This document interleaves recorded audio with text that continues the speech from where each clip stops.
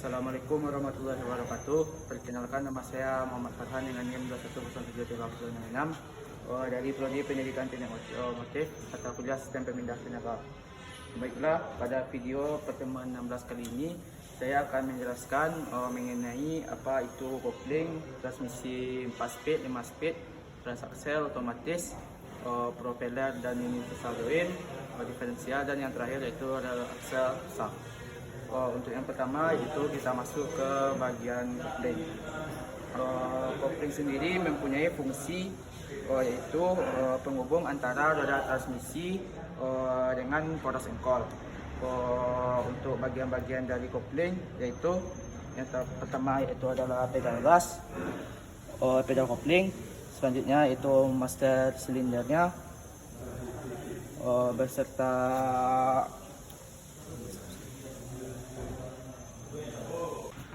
untuk gangguan yang sering terjadi pada bagian kopling, yang pertama itu sulit atau tidak mau pindah. Selanjutnya itu transmisinya loncat. Selanjutnya itu koplingnya slip dan koplingnya bergetar, pedal koplingnya terlalu ringan, dan yang terakhir itu koplingnya berisik. Baiklah, selanjutnya kita akan masuk ke bagian transmisi 4 speed.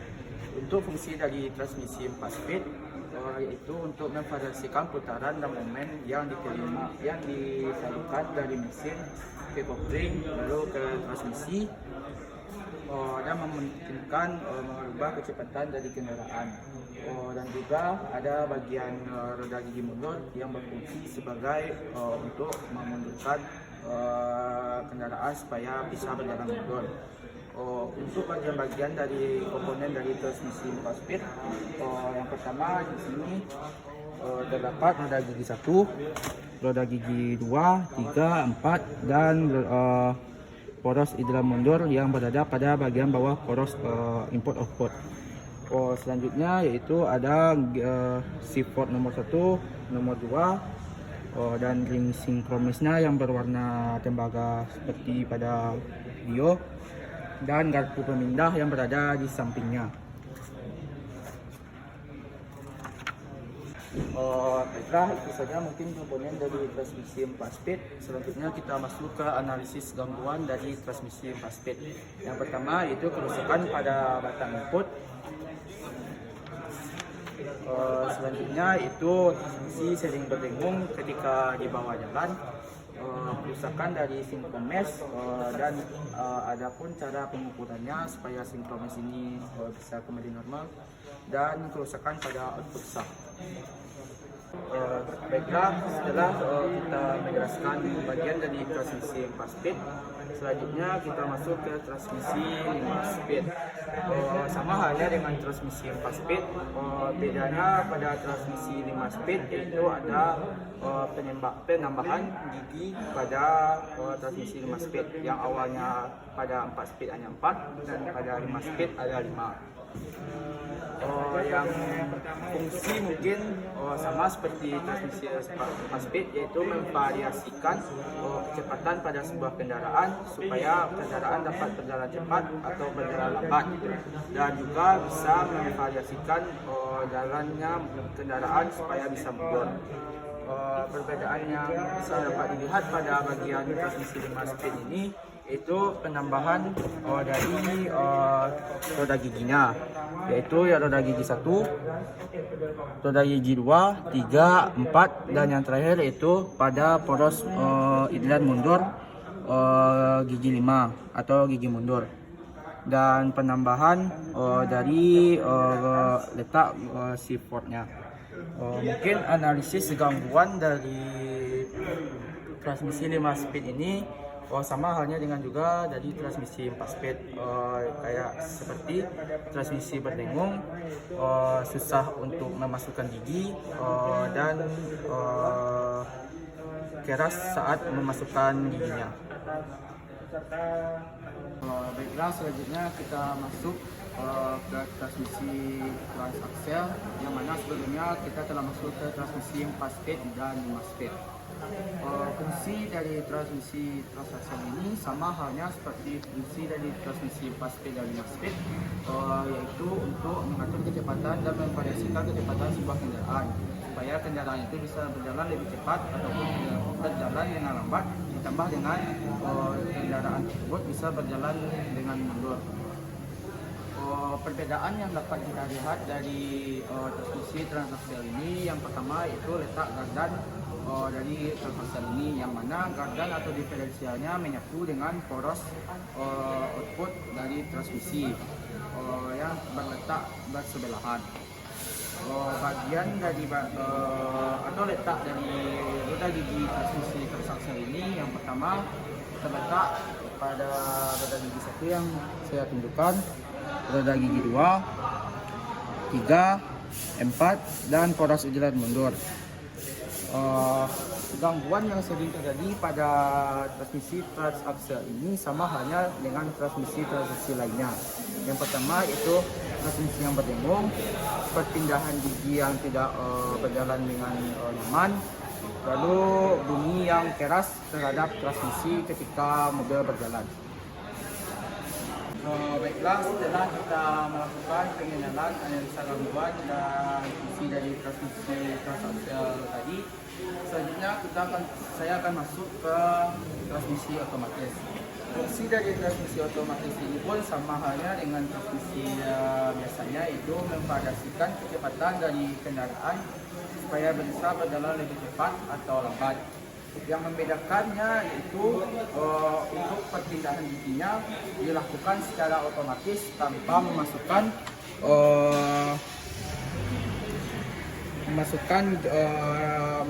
gigi secara manual dengan menggunakan tangan seperti kendaraan biasa, ataupun dengan koplingnya yang otomatis. Selanjutnya kita akan masuk ke bagian-bagian komponen dari transmisi otomatis. Yang pertama itu torsi converter, yang selanjutnya yaitu planetary gear, dan yang terakhir yaitu hydraulic control system.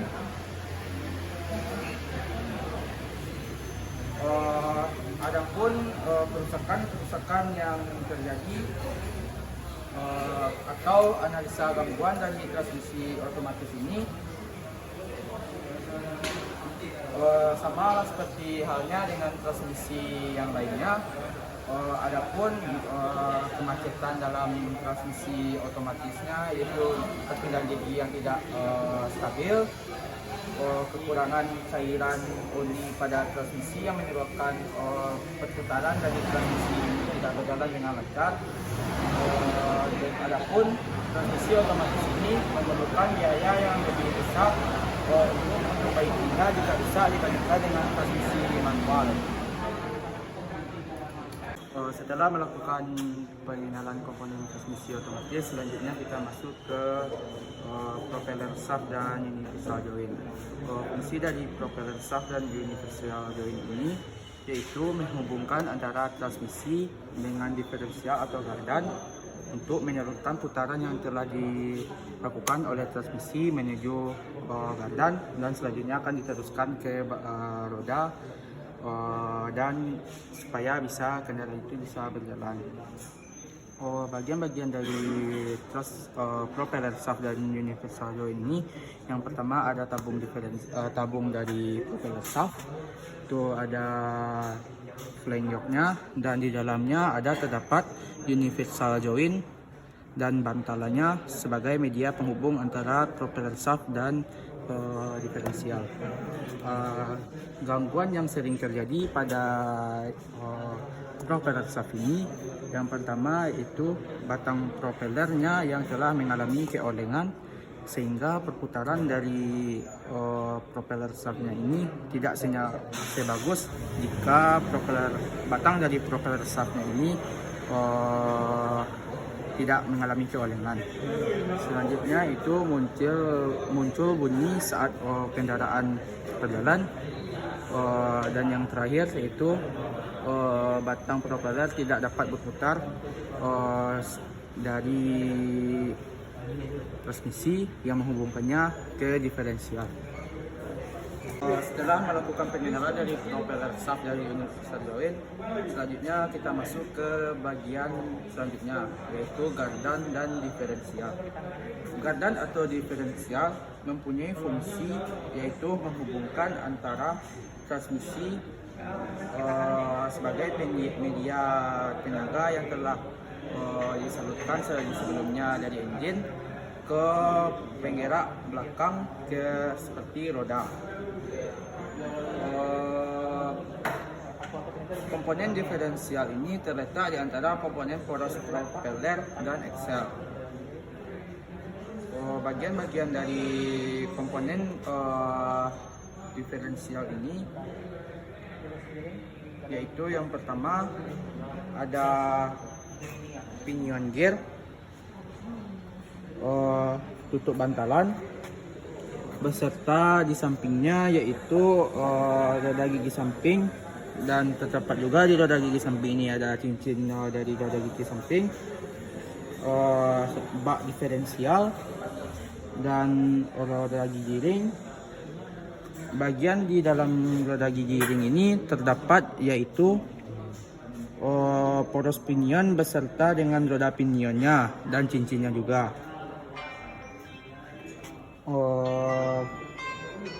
Analisa gangguan dari diferensial ini, yang pertama, diferensial berdengung pada saat kendaraan berjalan.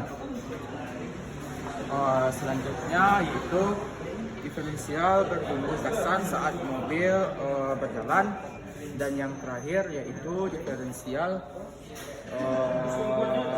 tidak bergerak sedangkan roda dapat bergerak. Setelah melakukan pengenalan fungsi, pengenalan komponen, dan analisa gangguan dari diferensial, kita masuk ke bagian yang terakhir yaitu dari poros axle belakang atau axle shaft. Fungsi dari poros axle shaft ini yaitu menghubungkan putaran dari gardan atau diferensial ke masing-masing roda belakang. Bagian-bagian yang terdapat pada poros axle belakang ini yaitu poros axle-nya seperti batangan yang menghubungkan antara diferensial dengan roda belakang. Yaitu di sini juga pun terdapat penahan bantalan dari poros axle belakang, lalu packing plate-nya dan tromol dari roda belakang.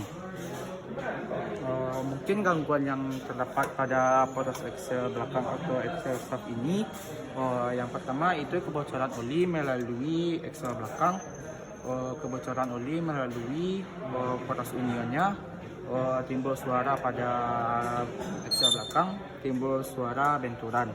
Dan yang umum sering terjadi pada kendaraan, contohnya kendaraan besar atau kendaraan angkutan besar atau berat, yaitu patahnya dari poros axle belakang ini yang biasa juga disebut dengan patah soda.